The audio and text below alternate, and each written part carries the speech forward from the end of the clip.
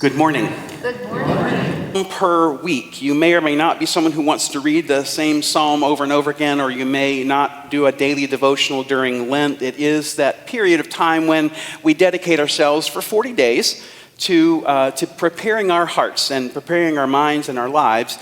In the early church, Lent was a time when those who were preparing to be baptized, who were going to join the church, were prepared to be baptized. And so in this time, it's important, I think, for us this season, we'll be learning some Psalms. It is a challenge because there's so much in the Psalms, and it isn't as simple as, here's this one little chunk, and let's just focus. However, the gift of this series, and it's not my doing, but Lib Caldwell is the professor at McCormick who put this together, and the intention was for us to pause, for us to take time like we just did. So if those words come to you, or you can put other words to that as well as you're reading, to read through the psalm, and it may be to stop and read through other parts of it. Psalms were intended not to be done silently, really. They really were for the community, for the congregation, or for them to be spoken aloud. And so if you'd like to have a different experience as you read them aloud. Read them slowly, don't rush through them. You might be aware of how quickly you do indeed read.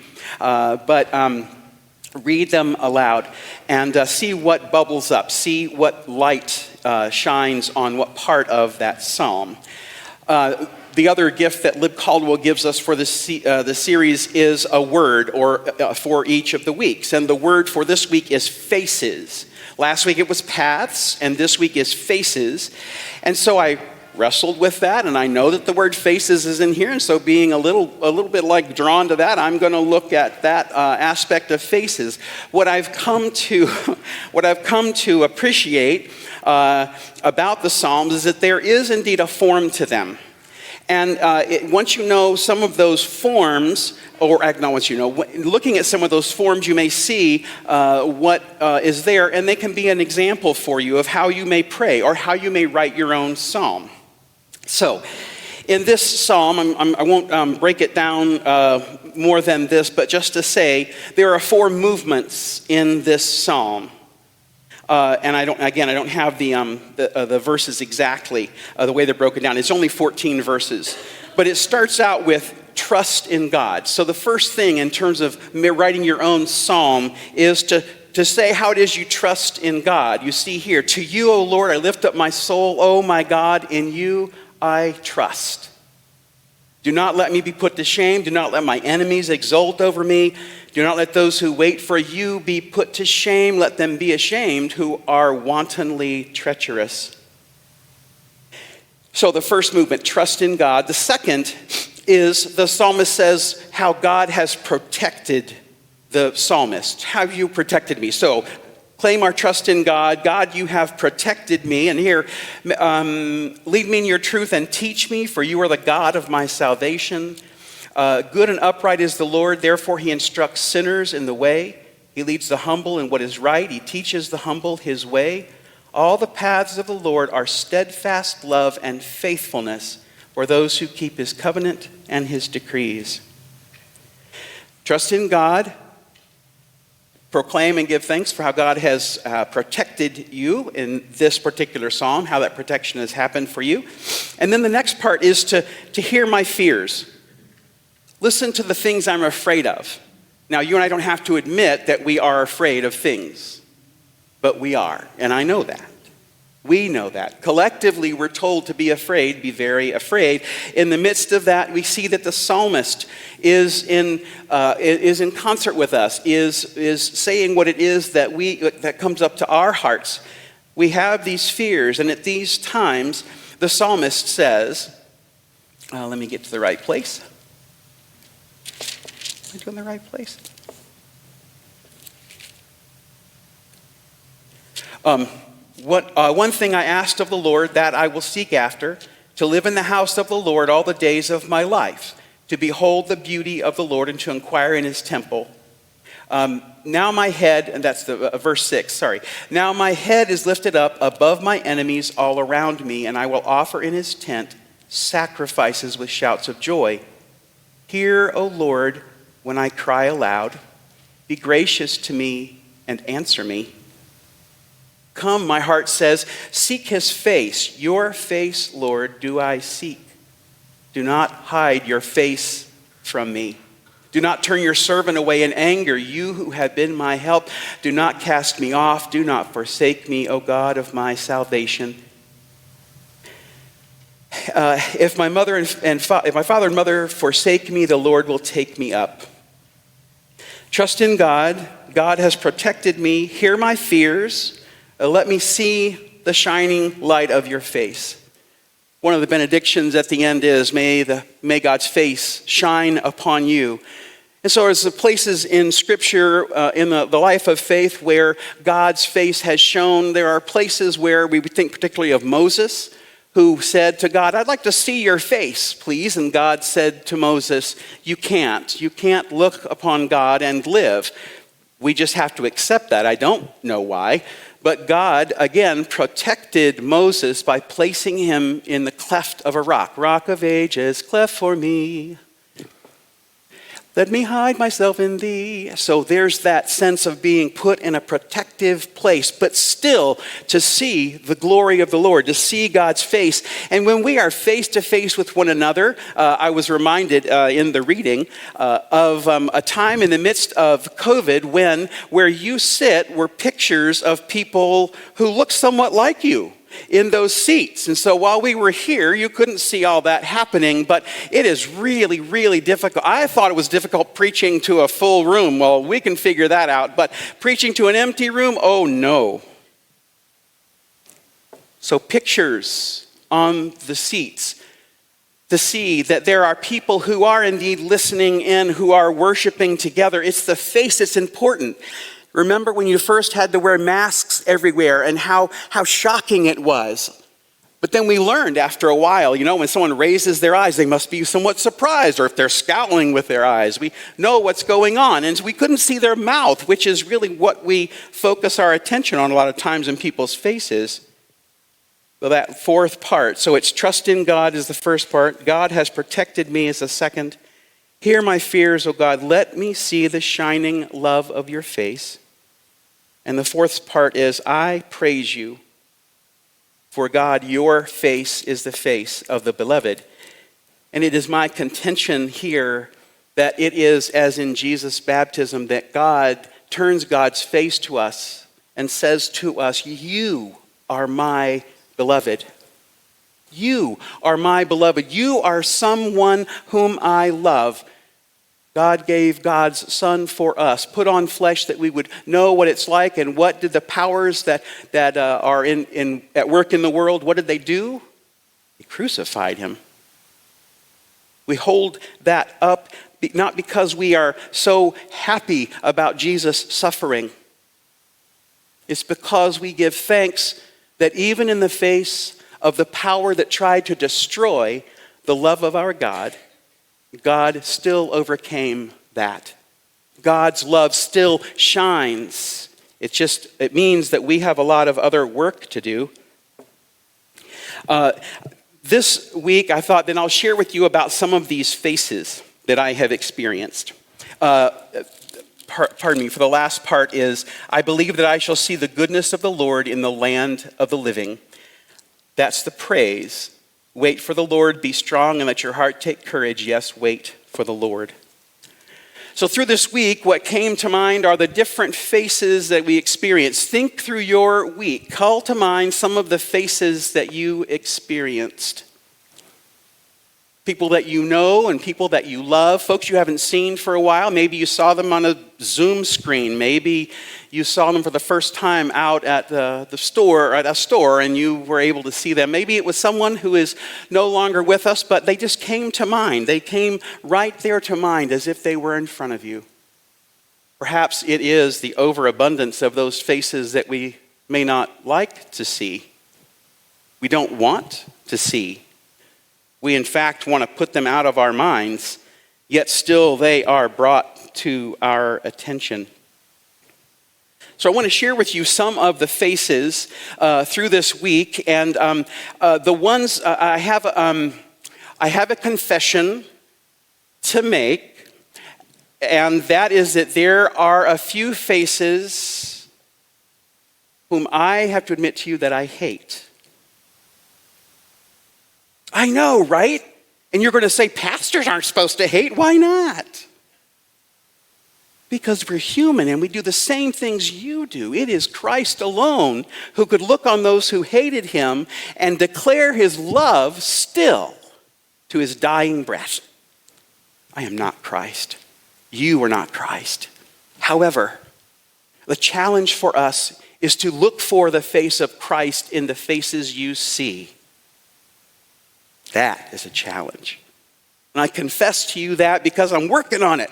God's working in me, working in all of us, because the more that we are able to see those faces of folks whom we greatly dislike, even hate, that changes the world. Revenge doesn't change the world in a good way.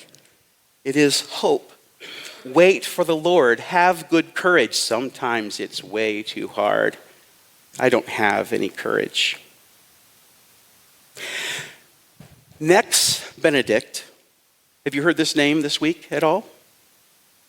Nex Benedict, a gender fluid, non-binary student in Owasso, Oklahoma, wanting to declare their desire, or their being, just say, here I am, had been bullied over and over again. Next went in to the bathroom where they felt comfortable going. None of my business, nor your business, or anybody else's business. They were taking care of their own business. And 3 young women, other students, bullied and attacked Nex. Stories vary as to what happened, whether Nex could get up and walk to the office or not. We're not quibbling over whether or not Nex could walk. Those 3 women saw in Nex something that they hated. The teachers, others around Nex said, we don't need to call an ambulance. In fact, let's not even talk about that. You know, kids are kids. They bully one another. No. They didn't call an ambulance. They didn't have someone check out Nex. Nex was sent to the school nurse, if that. And they were taken by their mom, Sue, to the hospital, checked out, then were released, but Nex had a concussion, had something wrong. We'll see what that was. In the midst of it, the next day, Nex was taken back to the emergency room and died in that hospital. And there are some who would want to say, you know, it's just one of them. You know, it doesn't matter.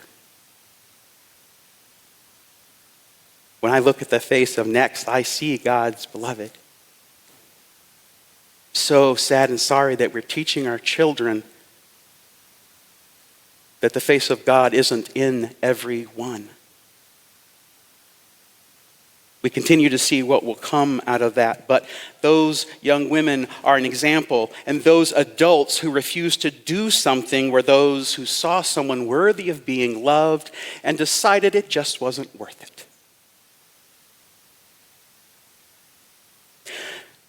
Another face. This community of faith has nurtured and loves children. I think most churches probably do, but have nurtured young folks. And from my growing up years, and for many of you, as you've talked about your growing up years, there are people at church who listened to you, who took you seriously, who maybe showed you that God's love is for you, taught you songs about God's love. Well, this week I got a video on Friday. And it was someone who was baptized in this church. It's somebody who knows this congregation as the only church where they belong. So I got this video, and it was from Betty Amabo. And the video was of a Kongwe. You remember a Kongwe? In his baptism suit, dapper little guy. In this video, and I'd like to show it to you, I'll figure out a way to get it to the e-blast. He's missing his front teeth here, and there are tears streaming down his beautiful face. I thought, oh my gosh, what happened? So Betty, being the good mom that she is, she took a video, which is what we do, right? We want to remember this moment, but the beauty is she shared that face. She sent it to me and said, Conway received a card today from someone, happened to be Grace Nolan and part of her card ministry. And you all have sent cards out to folks. And so I want to see what it is by, even from afar, telling someone that they are God's beloved. Conway had tears running down his face, and Betty said, what are you crying about? And he continued to cry, and he held up a card that had a giraffe on it. He apparently loves giraffes. And Betty said, what are you crying about? He said, I miss Hope Presbyterian Church. He says Presbyterian better than I do. He knows you, community of faith. Someone loved him so that when he received a card, that brave young man who had big feelings, I miss Hope Presbyterian Church. Smiles on your faces, tears that I shed. I sent a word back and I sent a picture of my face and told him happy birthday because it had been his birthday. And Betty, of course, sent me a video when he got home from school and he cried all over again. That is not the intended point. However, to see in another the face of God's beloved is to be changed. It's to be changed and changed for the better. There's someone whose face was always beaming, and we're going to miss that face. We still do. We miss all the beaming faces, but we also miss the scowling faces. This flower is here on the table in memory of Jim Norville, who many of you may know, many of you may not. You might know him as the guy who stood at the door, who greeted you. That was his job. That was his gift. I miss that face. But his greeting to each of you, as anybody who entered, he may not have even known you, known your name, known anything else about you, but he did know that you bore the face of the beloved. So finally, we went to a concert yesterday or last night, and there was an 11-year-old girl who played Mozart. The Mozart. Played a grand piano with an orchestra, and she played from memory, and it was amazing. She played and played and played. We got to watch her fingers dance over the keys, and it was amazing. But the amazing thing is, the audience who were watching stood up and they cheered for her and they applauded for her, and they weren't going to take no for an answer, and she gave her all. She bowed and then felt kind of sheepish, like, what are they doing? Why are they still applauding? What's the deal? Her cheeks became red, and she bowed one more time. When she did, she had this huge grin on her face, finally broke through, and she had this grin on her face. That was the face of somebody who is the beloved of God. And she looked at us as we were the beloved of God. What a gift to get. Those are just four of the examples, and many of them are of wonderful things, of good things, but I tell you that in the culture in which we live, you're going to get the opposite all week long. And the pause that we take from this psalm is, of you my heart said, seek my face, your face, Lord, do I seek. Coming face to face with the one who made you, we couldn't stand it. The world in which we live cannot stand it. But the job is up to us. Someone had put on one of these social media places somewhere is that you will never look into the face of someone God does not love. You will never look into the face of someone God does not love. I sort of looked all over Scripture to see that. But I saw it in Seek My Face. Seek the face of our God, whose glory shines in the love that we know when we gather at the table, when we welcome all who come. As we get ready for that, we'll sing again the response, wait for the Lord. And in that waiting doesn't mean hold back and sit on your hands. It means get about the business of showing others the love of God. It is all that easy, and it is all that hard. Thanks be to God. Amen.